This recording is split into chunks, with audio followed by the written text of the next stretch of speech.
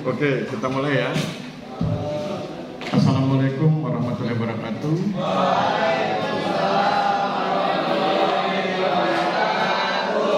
Salam sejahtera buat kita semua, mahasiswaku sekalian. Hari ini pertemuan kita yang ketiga. Pertemuan yang ketiga seperti biasa, nanti presentasi 3 orang, setelah itu baru saya presentasi.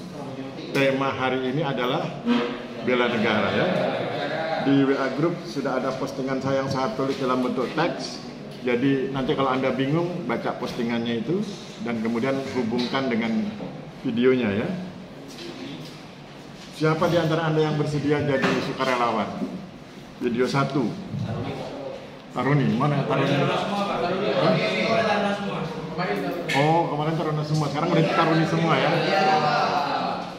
Oke, Taruni, siapa yang siap video 1? Video 1 ya. Video 2 siapa?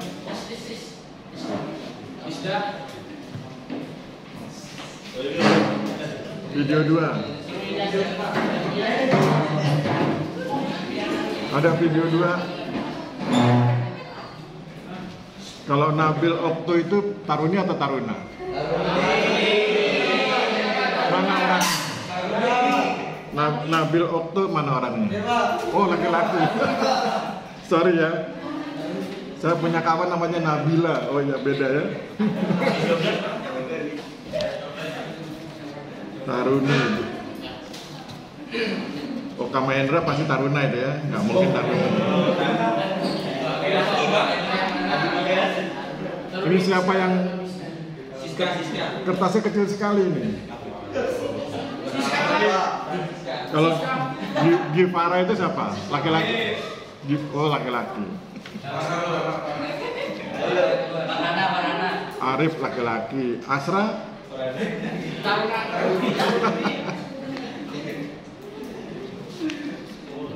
Ayo Taruni, daripada saya cari saya susah nyarinya ini. Video 1 sudah, video 2. Video 2, video 3. Ayo, mana namanya Siska?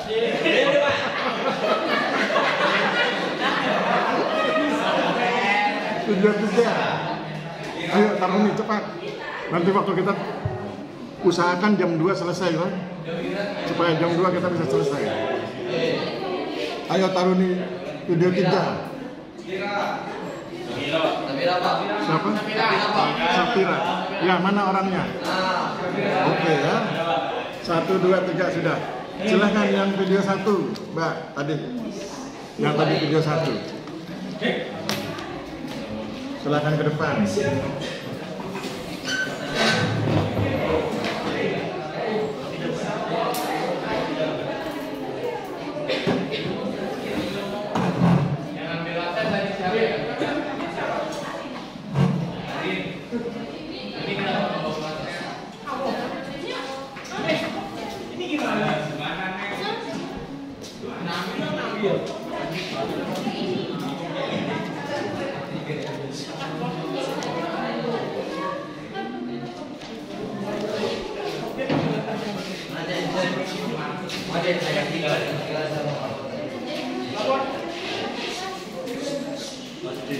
Santai aja, perkenalkan diri, kemudian baca. Duduk aja, Pak. Ayo kita dengarkan ya, supaya jam 2 kita. Oh ya, supaya jam 2 kita selesai ya. Assalamualaikum warahmatullahi wabarakatuh.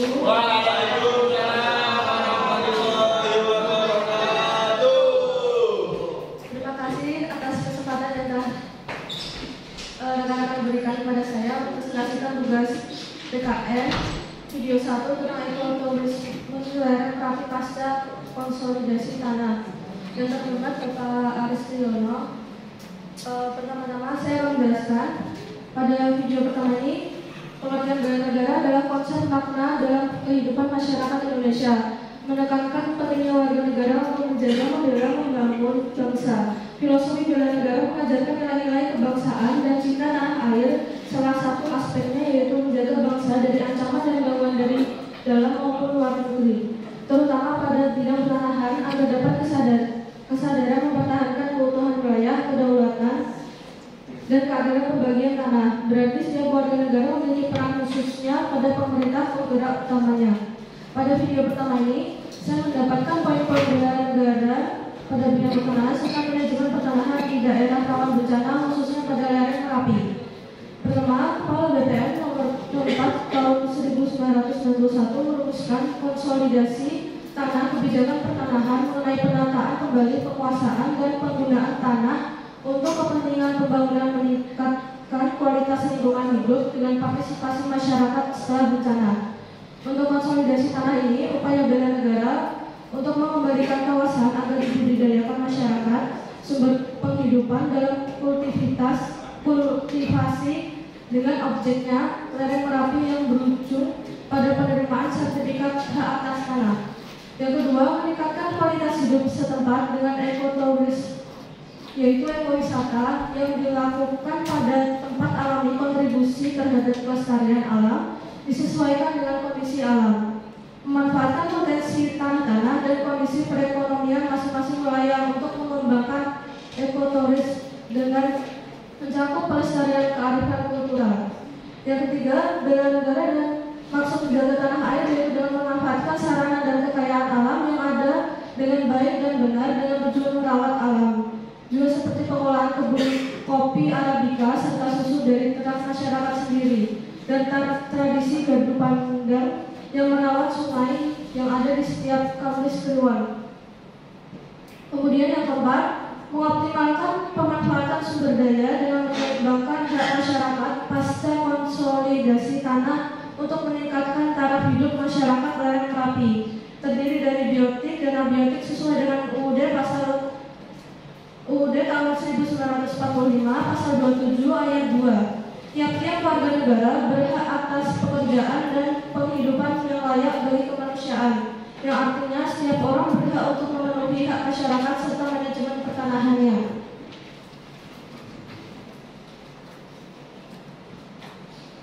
Yang kelima, masyarakat berkewajiban untuk melindungi dan menjaga kekayaan alam yang ada di Indonesia agar tetap lestari dan nantinya dapat dinikmati oleh generasi masa depan bangsa dengan memanfaatkan sarana dan kekayaan alam.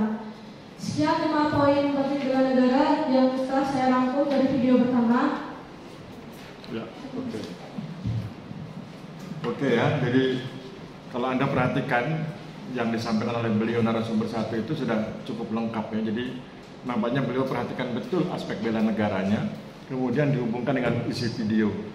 Video satu itu membahas buku tentang ekoturisme di lereng Merapi. Jadi kalau Anda perhatikan tahun 2010 itu ada bencana meletusnya gunung berapi, kemudian akibat bencana itu pemerintah daerah kemudian memiliki keputusan bahwa harus dilaksanakan konsolidasi tanah. Kenapa perlu konsolidasi tanah? Agar segera dibangun jalan yang lurus dan agak besar supaya truk TNI dan Polri bisa segera naik dan segera turun. Jadi kalau keadaan darurat mereka segera dievakuasi masyarakatnya itu. Itu konsep konsolidasi tanah. Jadi diatur bidang-bidang tanahnya agar kemudian bisa dibuat fasilitas umum dalam bentuk jalan. Kemudian sesudah mereka selesai dikonsolidasi, mereka kan juga harus diberi instrumen kesejahteraan ya. Maka kemudian muncul ekoturisme, wisata ekologi, wisata lingkungan. Ya, maka kemudian muncul berbagai macam, itu ada lavatur dan lain sebagainya. Siapa di antara Anda yang sudah pernah piknik ke Merapi? Yang sudah pernah piknik ke Merapi? Sudah. Yang orang Jogja ada nggak di sini? Ada ya. Nanti kalau Anda ingin piknik ke Merapi, minta beliau yang ngantar, karena beliau tahu itu seluk-beluknya ya. Sehingga kemudian bisa lebih enak menikmati. Jadi Anda tahu peristiwanya. Lereng Merapi yang berbahaya itu tetap bisa dimanfaatkan, tapi harus disiasati. Siasatnya adalah begitu ada keadaan darurat, masyarakat harus segera dievakuasi. Dan kemudian mereka harus disejahterakan selain dengan sumber daya alam yang ada, juga dengan konsep wisata ya. Oke, sampai di sini siapa di antara Anda yang ingin berpartisipasi, komentar? Karena yang narasumbernya perempuan, berarti komentar laki-laki ya? Biar adil. Silakan yang laki-laki komentar. Angkat tangan kemudian ngomong apa aja, boleh berpendapat, boleh mengkritik, boleh bertanya, silakan. Yang nggak boleh itu keluar ruangan ya, kecuali izin. Ada? Ayo, yang laki-laki. Ya, silakan Mas. Diri Mas, biar kelihatan. Oke, thank you. Ya.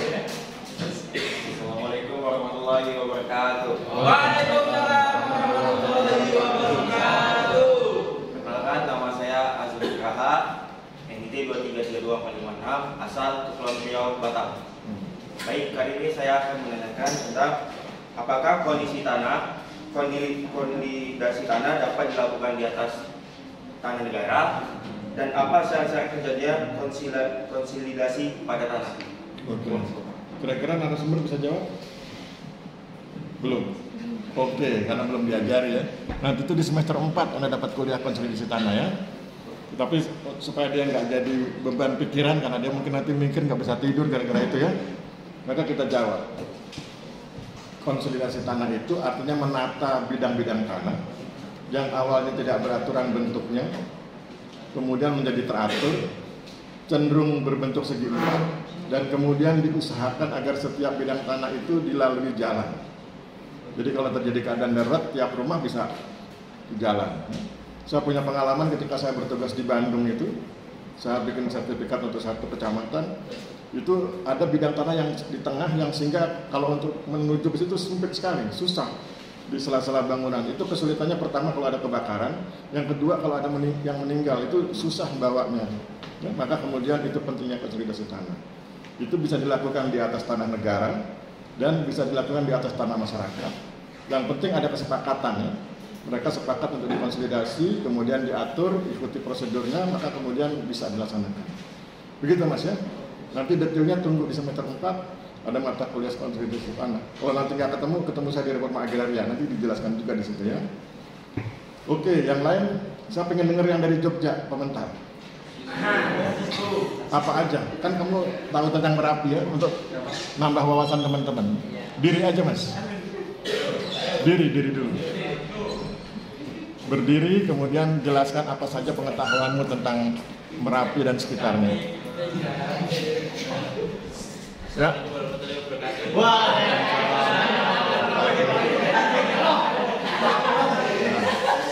Oke, yang lain mohon. Ya. Perkenalkan, nama saya Prasetyo Utama, asal Gunung Kidul. Saya akan menjelaskan sedikit tentang cara yang Merapi. Ya. Dan ilustrasi kalau Jogja itu terdekat di aliran. Ya. Terdapat wisata ya. Ya. Wisata di Bandar Kaliadem, Awang Jagas. Kalau sewa jeep berapa ongkosnya? 300 ribuan ya. 300 Oh, ribuan. jadi kalau Anda semua pengen piknik, nanti tanya beliau ya, berapa ongkosnya dan lain sebagainya. Oke, sampai cukup ya. Terima kasih. Aplaus buat beliau.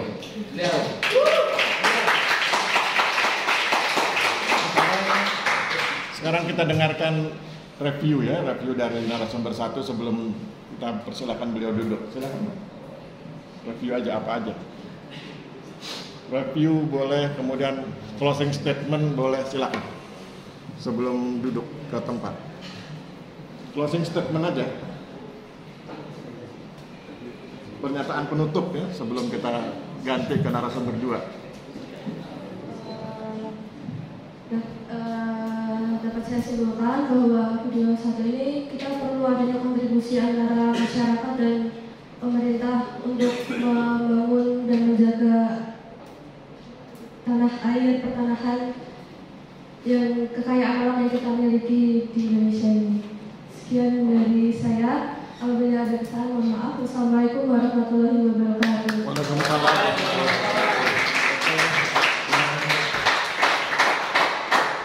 Oke ya, jadi dari uraian narasumber satu kita paham bahwa bela negara itu bukan cuma perang. Yang namanya bela negara bukan cuma tentara, tapi orang sipil juga bela negara. Konteksnya bisa kemana-mana, termasuk ekologi ya, menjaga lingkungan, bahkan wisata itu bagian dari bela negara. Oke, narasumber 2, video 2 tadi siapa? Silakan Mbak.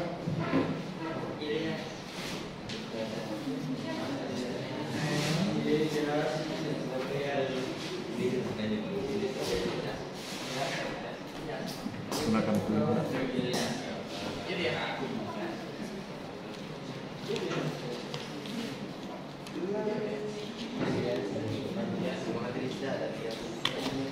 Oh iya, saya cari-cari.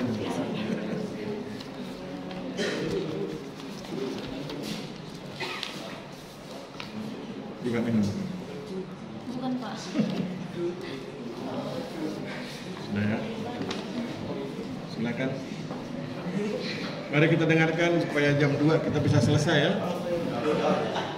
Ayo. Assalamualaikum warahmatullahi wabarakatuh. Waalaikumsalam warahmatullahi wabarakatuh. Perkenalkan, nama saya Rizba Anissa Mika dan saya berasal dari Sumatera Utara. Oke, aplaus buat Sumatera Utara.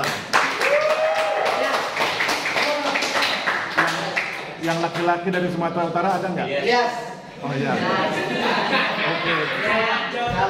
Aduh apa? Oke, silakan. Baik, yang terhormat Bapak Aris Diamanto selaku dosen mata kuliah PKN yang telah memberikan kesempatan kepada saya untuk menyampaikan hasil resume saya terkait bela negara pada video Kedua ya. kedua, dan rekan-rekan sekalian yang bersedia mendengarkannya.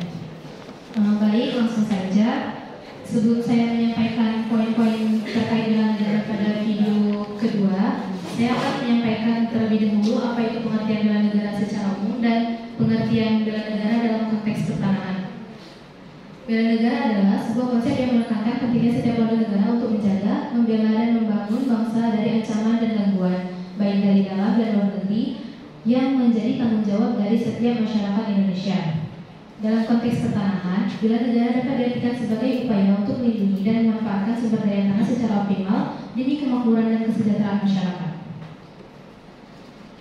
Terkait poin-poin penting bela negara pada video kedua, yaitu videonya tentang ngendangan kontemporer, implikasi sosial dan reform lokal. Yang pertama, masyarakat Desa Mandangan memiliki mekanisme yang unik dalam pengelolaan tanah yang diwariskan sejak tahun 1947 yang mewajibkan para pemilik tanah menyerahkan hak garap dari sebagian tanahnya kepada pemerintah Desa Mandangan yang selanjutnya diserahkan hak garapnya kepada kepala keluarga petani yang tidak memiliki tanah. Yang kedua, pada land reform ala Mandangan, tanah pertanian dikerjakan oleh penggarap atau buruh kuliah, bukan dikerjakan oleh sang pemilik tanah atau kuliah. Dan juga hak milik tanah yang tidak pernah diserahkan, namun si penggarap hanya mendapatkan hak garap atas tanah tersebut yang diserahkan oleh si pemilik tanah. Yang ketiga, adanya strategi on farm. Strategi on farm sendiri itu yaitu strategi livelihood yang berbasis pada berbagai aktivitas di tanah pertanian. Seperti yang pertama ada kuliah di masa kini, yaitu orang-orang yang memiliki tanah satu kuli yang ada pada masa Sumartirto yang diambil hak garapnya seluas 90 ubin oleh pemerintah Desa Mandangan untuk diberikan kepada petani Desa Mandangan yang saat itu tidak memiliki tanah. Yang kedua ada buruh kuliah, yaitu orang-orang yang menerima hak garap atas tanah sawah milik orang lain seluas 45 ubin. Yang ketiga, petani tegalan. Petani tegalan merupakan jenis penggunaan tanah di Desa Mandangan yang dimiliki oleh kuliah dan buruh kuliah. Petani tegalan di desa Mandangan terdiri dari petani yang menggarap tanah tegalan Sinten yang menggarap tanah tegalan pribadi. Yang keempat, ada pemanfaatan pekarangan pada masa Sumartirto yang memerintahkan warga untuk menanam pepaya di pekarangan sepanjang selokan, terutama yang menuju lokasi wisata Gunung Pecun. Poin yang keempat yaitu adanya strategi OPA, yaitu strategi livelihood yang berbasis pada berbagai aktivitas di luar tanah pertanian, namun masih berkaitan dengan pertanian. Terdiri dari beberapa bagian, yaitu yang pertama ada strategi petani Desa Mandangan sebagai kebasan dan bawaan untuk menghadapi dinamika sosial ekonomi. Yang kedua adanya industri rumah tangga seperti industri tempe milik Sampai yang berusia 57 tahun. Dan yang ketiga adanya usaha penyewaan alat pertanian seperti traktor dengan harga Rp70.000 per 100 unit. Serta poin yang kelima yaitu adanya strategi non-farm, yaitu strategi livelihood yang berbasis pada berbagai aktivitas yang tidak lagi berkaitan dengan pertanian. Seperti yang pertama, industri rumah tangga di RT 03 dan RT ekor 02 terdapat 2 industri rumah tangga, pemingkalan kapas yang dilengkapi dengan usaha perkreditan barang potong dan menjajakan hasil pemingkalan tali pasir alat tulis dan alat mainan anak-anak sederhana. Yang kedua, buruh dan dagang untuk mencukupi kebutuhan sehari-hari. Yang ketiga, penyewaan alat-alat seperti diesel untuk penerangan listrik dan menyewakan sound system untuk hajatan. Yang keempat, PNS dan pensiunan PNS. Serta yang kelima, merantau ke daerah lain seperti Jakarta dan Surabaya, luar negeri dan lain-lain. Sekian dari saya. Oke ya. Jadi itu mirip seperti yang pernah kita baca juga tentang land reform lokal itu ya. Bagaimana masyarakat yang tidak punya tanah diberi tanah oleh mereka yang punya tanah. Tapi yang diberi bukan hak milik tapi hak garapnya. Dan itu masuk ke dalam aspek bela negara ya. Jadi bela negara itu termasuk menjaga harmoni. Karena kalau kemudian terjadi konflik pertanahan berarti kan disharmoni. Oke, siapa yang ingin berkomentar? Harus laki-laki, yang putri santai. Yang laki-laki. Karena hari ini minggu depan narasumbernya harus laki-laki semuanya. Supaya kita ganti-gantian. Oke, yang laki-laki stand up. Berdiri, silakan. Siapa yang berani?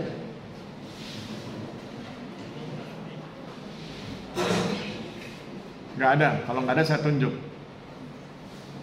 Komentar apa saja, silakan Mas. Kita dengarkan ya. Assalamualaikum warahmatullahi wabarakatuh. Waalaikumsalam warahmatullahi wabarakatuh. Perkenalkan, saya Satrio Pinandika Sakti dengan NIT 2332458. Tadi disebutkan bahwasannya para pemilik tanah itu memberikan tanah, sebagian tanah mereka kepada petani yang kurang mampu. Nah, pertanyaan saya, adakah keuntungan yang para pemilik tanah itu dapatkan dengan memberikan sebagian tanah milik mereka kepada petani yang kurang mampu itu? Karena setiap orang kan karakternya kan beda-beda. Mungkin saja mereka punya persepsi seperti ini. Loh, ini kan tanah itu seharusnya walaupun cuma misalnya 90 bin, kan bisa saya manfaatkan. Kenapa kok harus saya berikan kepada orang lain? Ya. Menurut saya kan ini kedepannya bisa jadi konflik gitu loh. Terima kasih. Oke, silakan Mbak. Bisa? Itu ada di video nggak penjelasan itu? Ada ya di video? Tentang kewajiban ya. Jadi para pihak itu punya kewajiban. Pemilik tanah luas punya kewajiban menyerahkan hak garapnya. Karena sebelum diputuskan menyerahkan hak garap, mereka sudah rapat desa itu. Para pemilik tanah luas itu kemudian bersama-sama kepala desa memutuskan untuk menyerahkan sebagian hak garapnya, bukan hak miliknya ya. Sehingga kemudian itu yang kemudian dimanfaatkan oleh pemerintah desa untuk membantu mereka yang tidak punya tanah. Kalau kemudian pertanyaannya apa untungnya buat mereka? Untungnya adalah mereka bisa hidup harmoni di desanya. Anda harus ngerti gaya berpikir orang desa itu beda dengan gaya berpikir orang kota. Kalau gaya berpikir orang kota kan individualistik, materialistik ya. Kalau orang desa itu pendekatannya kolektif, kolegial.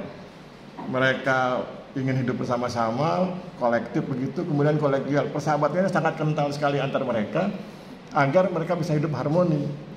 Sebagai contoh, mereka yang mendapat hak garap itu punya kewajiban dua. Yang pertama, mereka punya kewajiban jaga malam.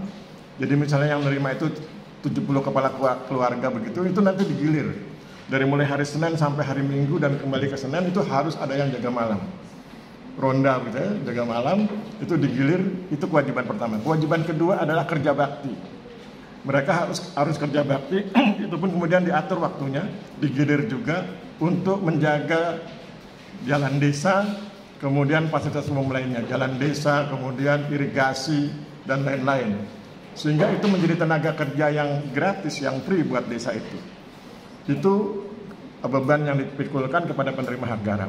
Nah, yang unik adalah ketika kerja bakti. Mereka yang memiliki tanah luas tidak diwajibkan kerja bakti. Tetapi kan nanti kalau Anda main ke desa Ngandagan, saat kerja bakti, semua kerja bakti. Termasuk yang punya tanah luas. Bahkan yang punya tanah luas karena dia ekonominya kuat, dia yang bawa makanan itu. Dia bawa makanan kalau yang Biasanya ada yang pedagang antar kota gitu, dia bawa makanan-makanan dari Jogja, dari mana, sengaja dia beli dari Jogja untuk dimakan bareng-bareng di saat kerja bakti itu. Itu gaya berpikir mereka begitu ya. Jadi mereka sangat mendambakan harmoni. Harmoni itu kerukunan, guyup kalau bahasa Jawanya. Sehingga kemudian dengan bekal itu mereka sudah bahagia itu. Meskipun harus menyerahkan hak garapnya. Ingat yang diserahkan hak garap. Jadi kalau dia ingin jual tanah itu, yang dijual hak miliknya. Jadi kalau dia ingin dijual, nanti dia ngomong pada yang menerima hak garap, maaf ya sebentar saya jual dulu tanahnya kepada seseorang. Terus sudah dibeli oleh orang itu, maka kemudian orang itu didatangi oleh kepala desa, kemarin ini ada hak garapnya, apakah Bapak Ibu berkenan? Oh iya Pak, saya berkenan mau dihak garap. Baru kemudian dikembalikan hak garapnya kepada yang menggarap yang tidak punya tanah itu. Begitu suasana pedesaannya. Kalau Anda tertarik, Anda bisa bikin skripsi tentang itu. Anda di Pituruh itu, di Kecamatan Pituruh, Kabupaten Purworejo, ada 3 desa yang menerapkan itu sejak tahun 1947 sampai sekarang, sampai 2023 ini. Dan itu insya Allah akan dipertahankan terus sampai entah sampai kapan. Karena bagi mereka itu yang membuat mereka rukun, bahagia versi orang desa ya. Nah kalau Anda tertarik, Anda bisa bikin penelitian nanti kalau semester 8 skripsi tentang itu. Anda bisa tanya itu, apa untungnya Bapak menyerahkan hak garap? Nanti Anda jelaskan persepsi gaya kota, kemudian tanya persepsi gaya dia, nanti itu beda sekali. Itu ya Mas. Jadi kalau tertarik bisa bagus untuk skripsi. Ada lagi yang lain? Gak ada ya, kalau nggak ada kita dengarkan closing statement ya dari narasumber. Silakan Mbak.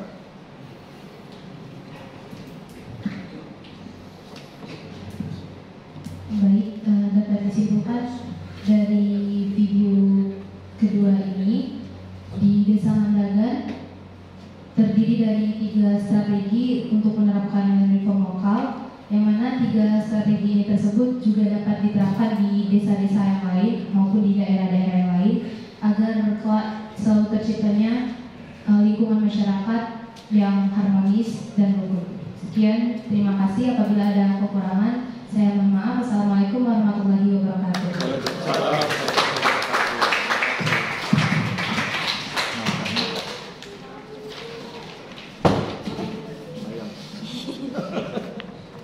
Mudah-mudahan nggak rusak ya. Oke, yang narasumber 3, silakan Mbak. Jadi dengan diskusi ini Anda ngerti ya bahwa bela negara itu bisa berbagai aspek. Ekoturisme, konsolidasi tanah itu bagian dari bela negara. Menyerahkan hak garap, kemudian hidup rukun di desa itu bagian dari bela negara. Sekarang kita dengarkan yang video 3 ya.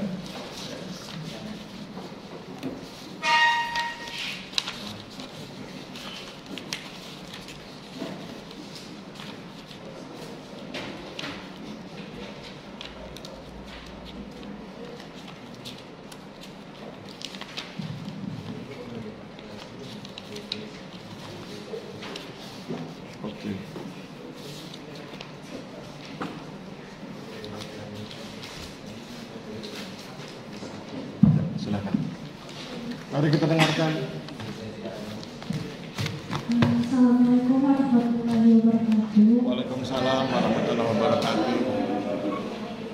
Terima kasih kepada Bapak Aristion Nugroho yang telah memberikan saya kesempatan untuk tampil di depan pada hari ini, dan kehadiran teman-teman sekalian. Di sini saya akan membacakan mengenai video ketiga. Videonya itu adalah resonansi reform lokal. Sebelumnya saya akan membacakan pengertian bela negara. Bela negara merupakan sikap atau perilaku warga negara yang dijiwai oleh kecintaannya kepada negara, Kesatuan Republik Indonesia yang berdasarkan Pancasila dan Undang-Undang Dasar pada tahun 1945 dalam menjalin keberlangsungan hidup bangsa dan negara yang seutuhnya. Lalu apa yang saya dapat ambil dari video ketiga tersebut ada 5 poin.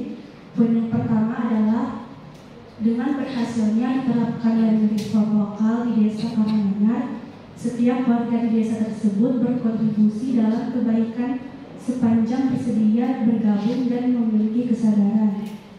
poin yang kedua, dari adanya resonansi ini terlihat dengan adanya pemberian hak garap bagi petani yang tidak memiliki tanah di Desa Karanganyar.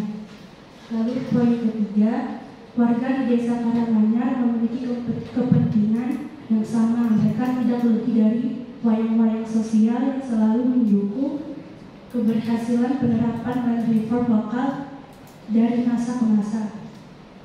Poin yang keempat, kesadaran kolektif warga Desa Karanganyar tidaklah hanya mendukung adanya keberadaan land reform lokal, melainkan juga mendukung keberadaan Desa Karanganyar sebagai suatu sistem ekologi yang utuh. Poin yang terakhir, resonansi land reform di Desa Karanganyar terjadi atas ikhtiar para tokoh dari dukungan masyarakat. Diawali ketika Sastrawiryo Kepala Desa Karanganyar tahun 1945 sampai dengan 1977 menerapkan land reform lokal di Desa Ngandengan yang digagas oleh Sumitra Kepala Desa Ngandengan tahun 1947 sampai dengan tahun 1964. Sekian poin-poin yang dapat diambil pada video ketiga. Oke ya, jadi Anda sudah didengarkan, di Desa Karanganyar itu mirip dengan Desa Ngandagan, jadi sama-sama menyerahkan hak garap. Kalau di Desa Ngandagan itu satu kepala keluarga itu dapatnya cuma 45 ubin, karena nanti yang 90 ubin yang diserahkan oleh pemilik tanah luas itu dibagi untuk 2 kepala keluarga. Kalau di Desa Karanganyar 90 ubin, satu kepala keluarga yang tidak punya tanah. Nanti kalau di Desa Perigelan 60 ubin. Jadi ada 3 desa di Purworejo itu yang menerapkan land reform lokal sejak tahun 1947. Ngandagan, kemudian Karanganyar dan Perigelan. Oke, silakan yang Taruna. Komentar. Siap, ayo siapa?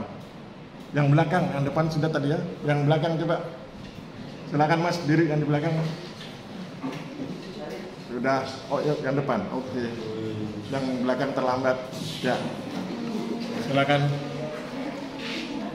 Assalamualaikum warahmatullahi wabarakatuh. Waalaikumsalam warahmatullahi wabarakatuh. Perkenalkan diri, nama Rekwan Sawal Pratama, NIK 23324548. Jadi bertanya, penerapan dari masa ke masa dampak negatif dan positif dari REFRON. Dampak positif dan negatif. Oke. Penerapan masa ke masa. Oke. Bisa narasumber? Dampak positif. Kita dengarkan ya. Ya, silakan Mbak. Baik, saya akan menjawab pertanyaan tadi, dampak positif dan negatif dari land reform. Yang pertama, untuk dampak positifnya tadi sesuai dengan poin-poin yang saya bacakan tadi. Salah satu itu dengan berhasil menerapkan land reform lokal di Desa Karanganyar, setiap warga di desa tersebut berkontribusi dalam kebaikan sepanjang bersedia bergabung dan memiliki kesadaran. Lalu untuk dampak negatifnya itu seperti bagi petani dengan tanah yang luas, land reform dapat menjadi ancaman baik secara politik maupun ekonomi. Mereka mungkin khawatir akan penurunan luas penguasaan tanah mereka yang akhirnya berimplikasi pada penurunan pendapatan keluarga dan kesejahteraan. Dengan timbulnya konversi lahan sawah yang menuju pada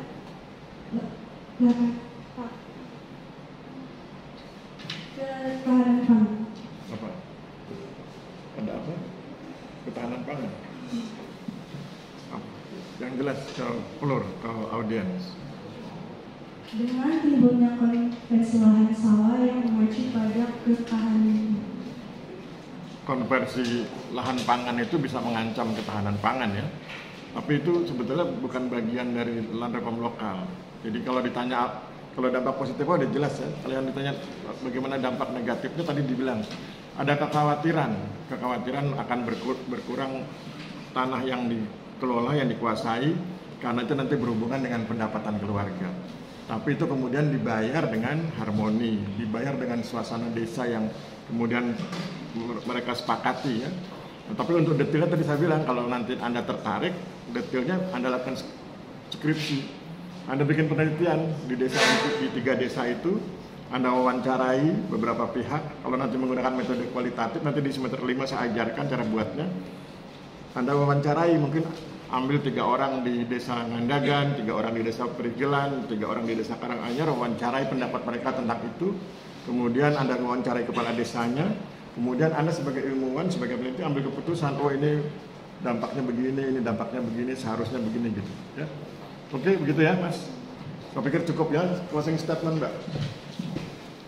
Baik, jadi dari pembahasan tadi yang dapat saya simpulkan dan poin-poin tadi adalah bahwa land reform ini memiliki banyak manfaat bagi para petani untuk meningkatkan tingkat ekonomi maupun keharmonisan sosial.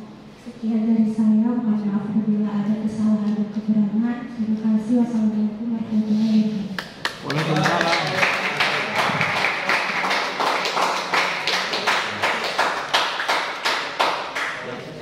Thank you ya. Oke,